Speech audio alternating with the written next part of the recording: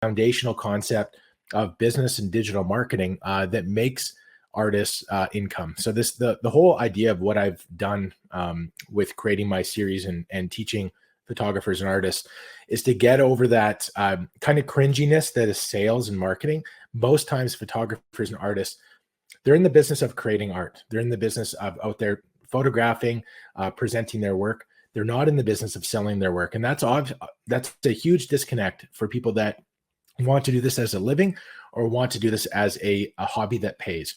And so for me, my background is in entrepreneurship and finance and business development.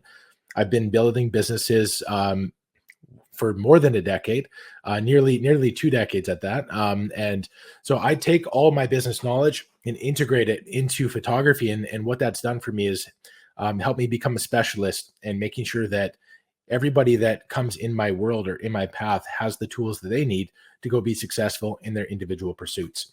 I like to share everything that I learn and everything that I'm testing out with all my students and everybody who's joining these webinars. So I tend to hold nothing back. I want you guys to have everything that you need to succeed. We need more amazing artists in the world. We need people telling amazing stories. And art brings the world together. You guys an idea of what I'm talking about.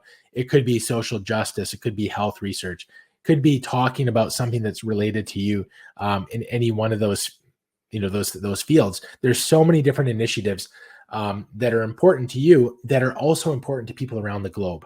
And that is what we're looking at now, is we're looking at a global marketplace of people that share the same values as us. And those are typically going to be the people that are going to be buying your artwork first.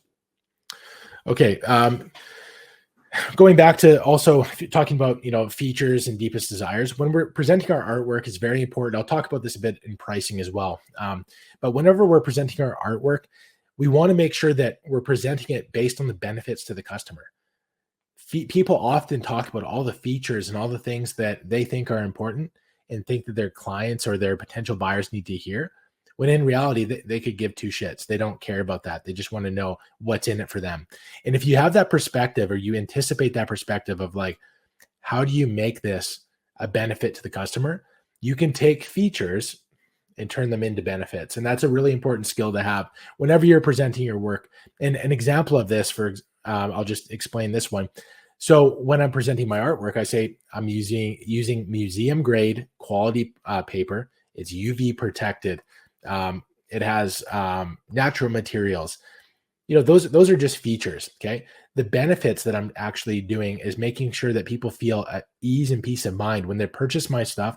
Everything is carbon neutral. Everything is natural, biodegradable, packaging, all those different things that are end benefits to the customer, where they don't feel guilty of purchasing something where they have environmental anxiety. That's typically the people in my world. And I understand that about my buyer. So I position this as a guilt-free purchase that's not going to create more waste in the world. Okay. So that's how you convert a feature into a benefit, is like, what speaks to your customer's core values.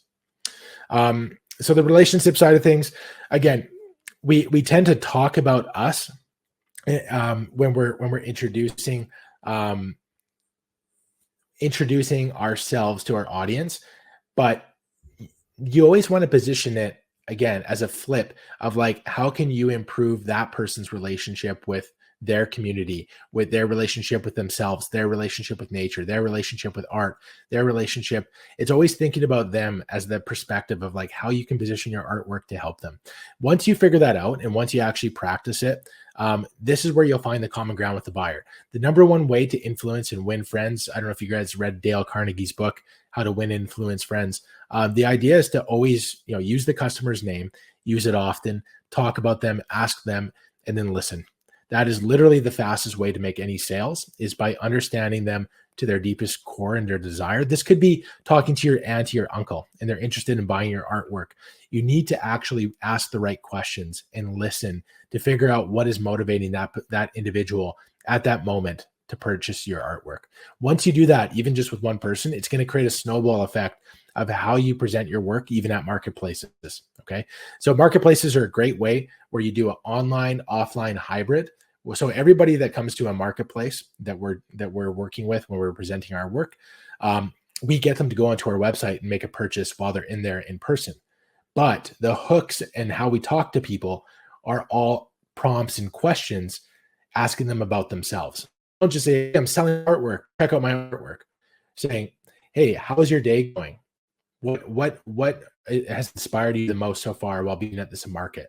Nothing to do with your artwork, but you're asking about them, and that's going to allow you to understand how they work and how they operate. And they can literally tell you everything that you need to know to then position your artwork as a benefit to them.